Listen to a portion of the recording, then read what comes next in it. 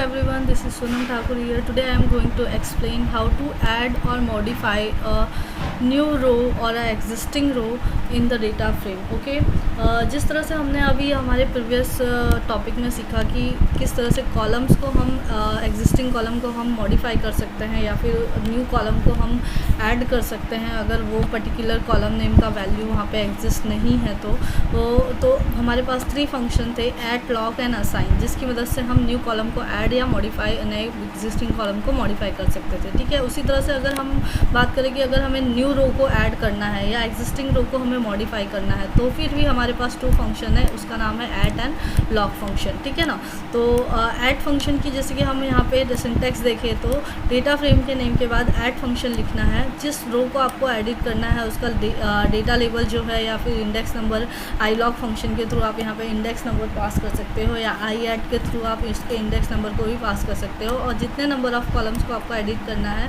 उसकी रेंज आप यहाँ पे पास कर सकते हो, या फिर कॉलन साइन लिखोगे तो ऑल कॉलम्स यहाँ पे इंक्लूड होती हैं, और इक्वल टू साइन के बाद आप जितनी भी न्यू वैल्यू यहाँ पे पास करोगे उसके रेंज वाइज यहाँ पे कॉलम नेम्स के और रो नंबर रो लेबल के वो यहाँ पे उसे मॉडिफाई कर देगा। ठीक है, तो उसी तरह से लॉग फंक्शन भी हमारे पास है। जिस रो को आपको एग्जिस्टिंग रो को आपको मॉडिफाई करना है उसका नेम और कॉलन साइन आपको ऑल रोज़ में अगर डेटा को चेंज करना है तो सारे रो की एलिमेंट यहाँ पे आपको स्क्वायर ब्रैकेट में पास करना होता है। ठीक है, अब आप यहाँ पे देखो आपको यहाँ पे एक एग्जाम्पल दिया हुआ है। DTF5 हमारे पास एक ऑलरेडी एग्जिस्टिंग डेटा फ्रेम है, हम ऐड फंक्शन को यूज़ कर रहे हैं। बेंगलुरु नाम का हमारा जो एक एग्जिस्टिंग रो है उसकी कॉलम्स को हमें चेंज करना है, उसकी वैल्यूज़ को हमें चेंज करना है। तो मैंने इक्वल टू 1200 सिंगल वैल्यू यहाँ पे पास किया है।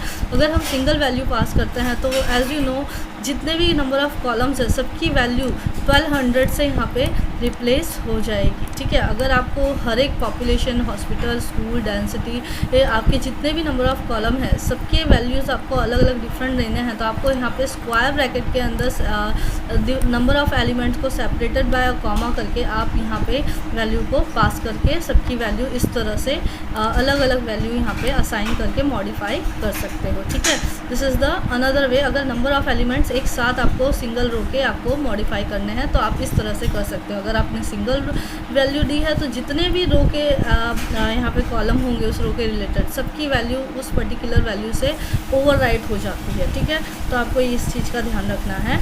नाउ अगर हमने कोई ऐसे कॉलम का नेम लिखा जो हमारे डेटा फ्रेम के अंदर एग्जिस्ट नहीं है, चाहे वो हम लॉग फंक्शन के थ्रू मॉडिफाई करने की कोशिश कर रहे हैं चाहे हम ऐड के थ्रू, तो अगर हमने यहाँ पे ऐसे कॉलम का ऐसे रो का नेम लिखा है या डेटा लेबल का नेम लिखा है जो एग्जिस्ट नहीं है तो वो पाइथन इंटरप्रेटर क्या करता है उसे हमारे डेटा फ्रेम में ऐड कर देता है। ठीक है, तो न्यू रो अगर आपको ऐड करनी है तो आपको यहाँ पे वो रो का नेम लिखना है और यहाँ पे नंबर ऑफ़ पॉसिबल वैल्यूज़ लिखनी है, तो वो न्यू रो ऐड हो जाएगा। ठीक है, अब हम यहाँ पे इस एग्जांपल में आपको वैल्यू एरर समझाया गया है कि अगर आपके डेटा फ्रेम में 4 कॉलम्स है, जैसे कि आप देख सकते हो 1 2 2 3 4 कॉलम्स है और हमने यहाँ पे 3 वैल्यू एलिमेंट ही पास किया है। ठीक है, तो यहाँ पे वो चीज़ वर्क नहीं होगी, आपको वैल्यू एरर आएगी कि आपके पास जितने नंबर ऑफ़ कॉलम्स है उतने नंबर ऑफ़ एलिमेंट आपको यहाँ पे इक्वल टू साइन के बाद स्क्वायर ब्रैकेट में पास करने ही होंगे। ठीक है, तो ये आपको यहाँ पे ध्यान रखना है कि ऐड एंड लॉग एट्रीब्यूट जो है हमारे डेटा फ्रेम को वो हम ऐड और मॉडिफाई कर सकते हैं रो एज वेल एज कॉलम को। ठीक है, तो इस तरह से हमने सीखा कि किस तरह से हम रोज़ की वैल्यू को यहाँ पे मॉडिफाई या फिर ऐड कर सकते हैं। एक एग्जांपल है हमारे पास, यहाँ पे हमारे पास सेल DF नाम का एक डेटा फ्रेम है जिसके अंदर 4 रोज़ हैं एंड 2 कॉलम्स है। ठीक है, write a program to add a column namely orders having the values 6,600, 6,700, 6,200 and 6,000 respectively for the zone ABCD। ठीक है, जोन ABCD में जो हमारा ऑर्डर्स नाम का एक कॉलम है वो हमें ऐड करना है, यानी न्यू कॉलम हमें ऐड करना है। ठीक है, फिर क्या बोला गया है, the program should also add a new row, एक नया रो भी ऐड करना है जिसका नाम हमें जोन E देना है। ठीक है, ऐड सम डमी वैल्यूज़, यहाँ पे आप अपने अकॉर्डिंग आप जो भी आपको डिज़ायर्ड वैल्यू लेनी है, डमी वैल्यूज़ आप अपने चॉइस के अकॉर्डिंग यहाँ पे सेट कर सकते हो फॉर अ कॉलम्स। ओके, तो यहाँ पे हमने फर्स्ट लाइन में इंपोर्ट किया। यहाँ पे आपको डेटा फ्रेम क्रिएट करने और उसकी लोड करने की कोडिंग आपको यहाँ पे खुद लिखनी है।